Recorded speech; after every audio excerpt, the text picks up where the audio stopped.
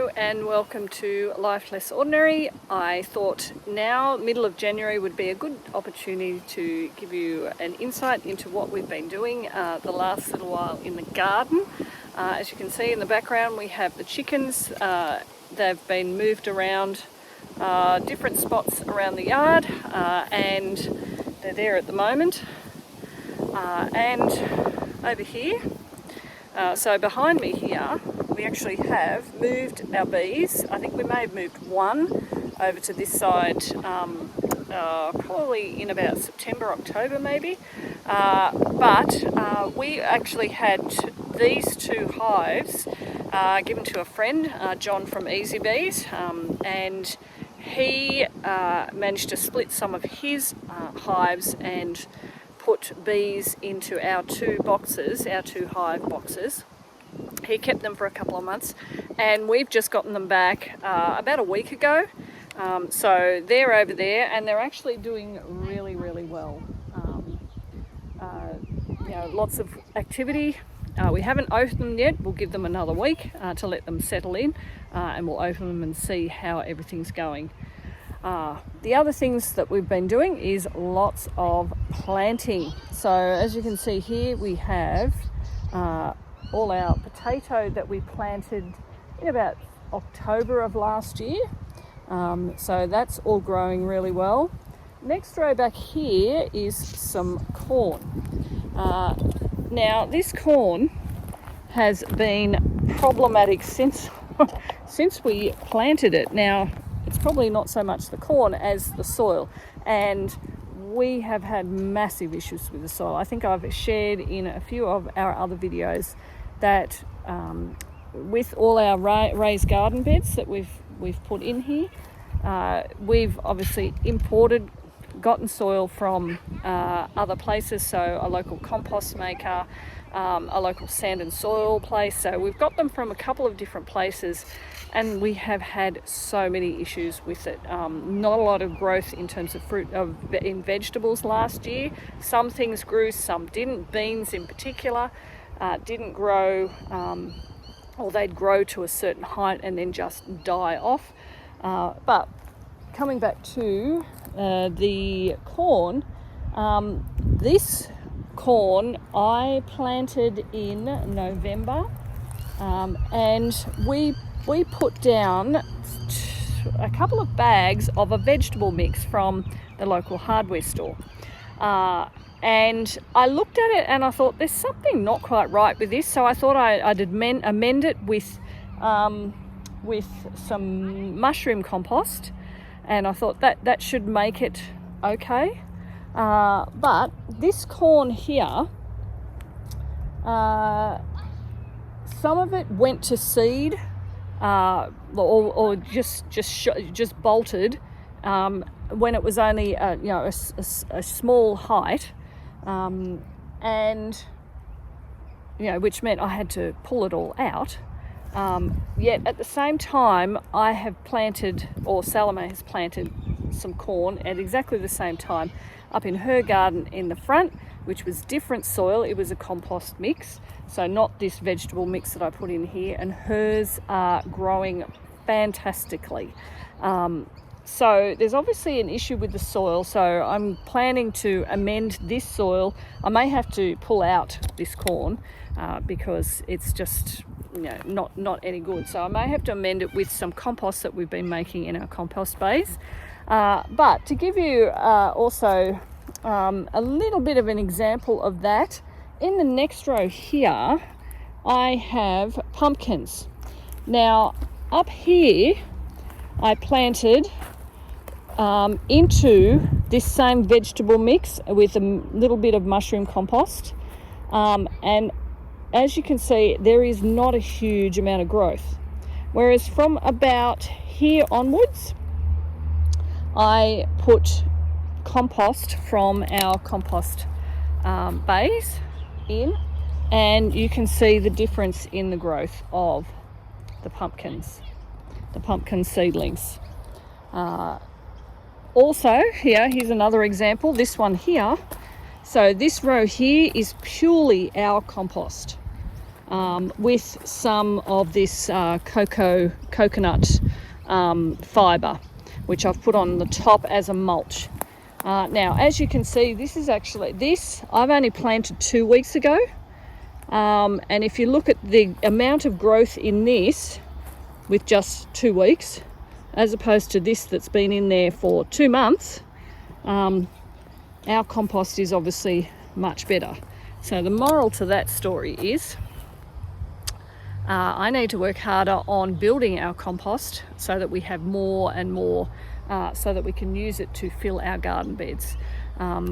There may be an issue with some of the soil that companies are using. I know that that's been an issue for some people with herbicides and things like that, that, you know, if you're using manures and cows or horse manure that gets sourced, if the cows are eating grass or pasture that has the herbicides in it, then that's going to come through in the manures, which is then going to come through in the compost or the soil that we're putting down in our gardens, which then affects the growth of our plants. And that, for me, is what I have found personally, and others that I've spoken to about. So the moral of this whole story is get your own compost, grow your own compost, do what you can to make your own compost. That's 3 times I've said that. Make your own compost. Now I'm going to give you here, I'm just going to turn the camera slowly and give you kind of a view of what's happening in here. So we have 16 garden beds and all of them have something in it. Oh, and there you can see the girls. They're trying to build a rabbit trap. So in here we've actually been having some issues with rabbits that have decided to either come through the fences over on the side. You know, we have country fencing here, so rabbits and small animals, rodents, can get through. Thankfully, because of the raised garden beds, they haven't been getting into those. The chickens have though. So I've had to replant a number of things that I have planted out. So let me just show you this garden bed here. This one,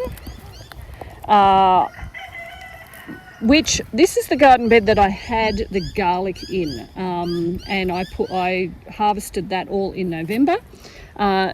So this I've put some of our compost in, and planted Tromboncino zucchini. They're the long zucchinis that grow really well. I've found grow really well.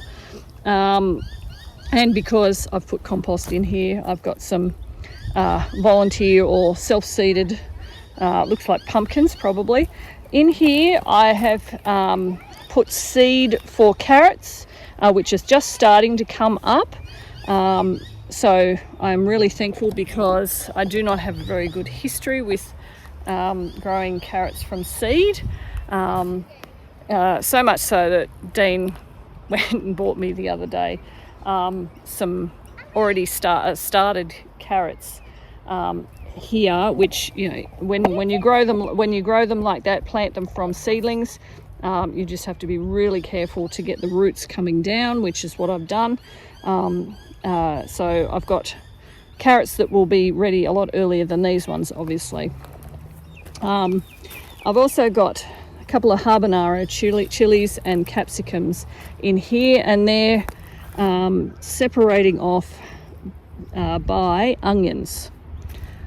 So this garden bed I'm really pleased with, particularly in that I've put some of our own compost back in. We have lots of tomatoes growing.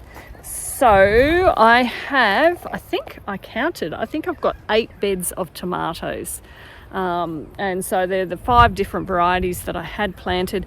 I have had to pull some out because of leaf curl, and replant with others. So you'll see that I've got, you know, one here that's been here for a bit longer, but obviously a seedling that I've put in a little bit later because this particularly was the bed that I had to pull the tomatoes with leaf curl out. One thing that I have noticed, and in reading, because I had labelled all of my tomatoes, but in moving things around, the labels got mixed up. But I'm pretty certain these tomatoes here are the beefsteak variety, because they have the much larger, almost like potato vine or potato. So there's the potatoes there. Their leaves are almost the size of potato plants. So this is the Brandywine. So I am fairly much guaranteed of, 3. Then I've got a 4th one over here that has the larger leaf. 5, 6 that have the larger leaf. So we will have a large variety of, or a large amount of beefsteak, salad slicing or sandwich slicing tomatoes for in the coming weeks, hopefully. And I'll just quickly show you some of our other tomatoes that are growing. So as you can see, we are trellising them up on the Rio, and I found these snazzy little clips off Amazon, and they're actually working really quite well with these. We've got marigolds. I've planted marigolds and some spring onions just to help with companion planting. So here's another lot that this one the chickens did get into, so I've had to replant the tomatoes. So we've obviously got marigolds in here, and again spring onions to help with as companion planting, and we also have the calendula.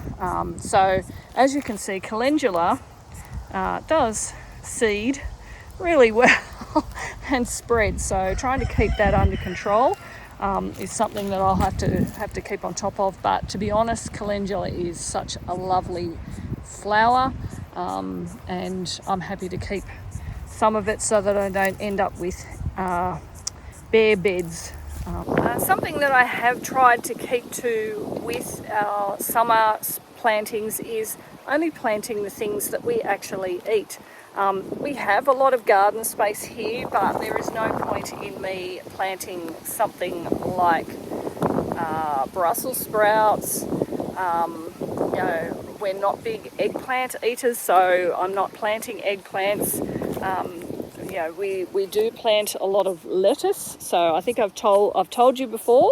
I said in previous videos that we tried a succession sow. So you can see here we've got some seedlings coming up here and here, and yet we've also got some older plants that we can pull leaves off. So just continuing to succession sow every 3 weeks or so, 2 to 3 weeks, and only planting the things that we actually enjoy eating, so that I'm not wasting time. And I mean, I guess I could put it all in the compost or feed it to the chickens.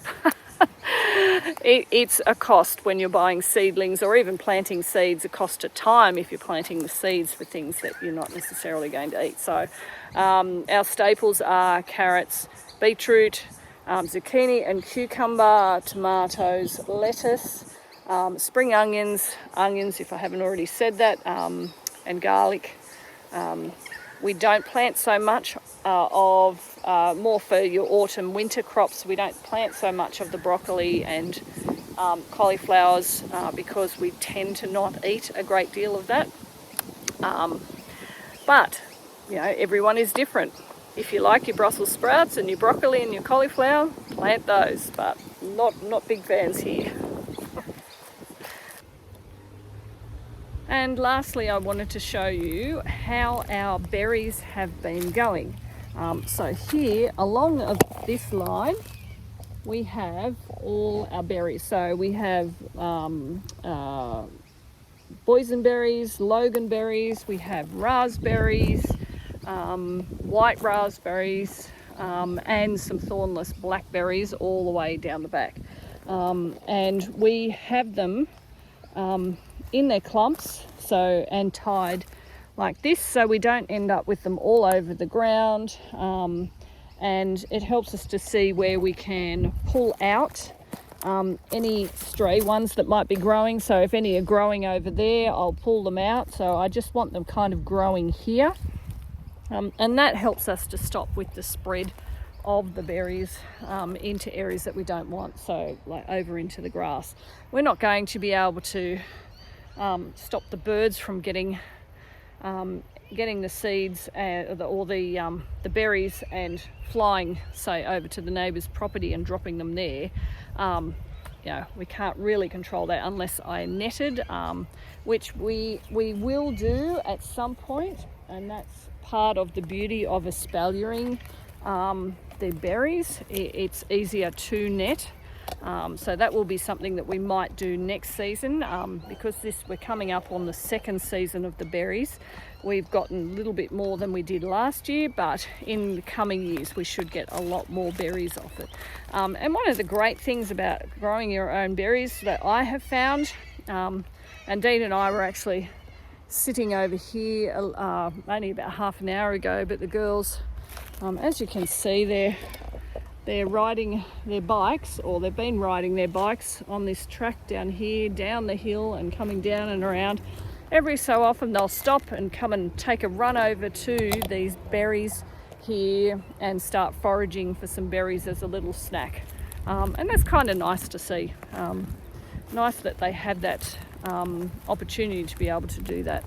Same with the carrots. Trinity loves carrots, and she will go and help herself when we actually do have carrots in the garden.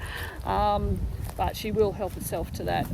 We did have snow peas over on one of the trellises over there up until probably the end of November. So she enjoyed actually most of them enjoyed being able to come and help themselves today. I don't think we actually got to bring very much inside at all.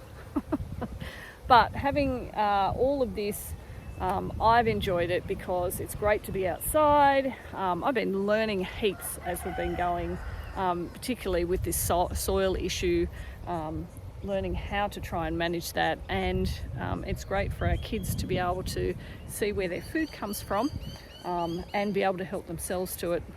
It's better than grabbing a packet of chips out of the cupboard. Anyway, thanks for joining me on this little ramble, this little stroll in our garden. Thank you for joining us in our life less ordinary.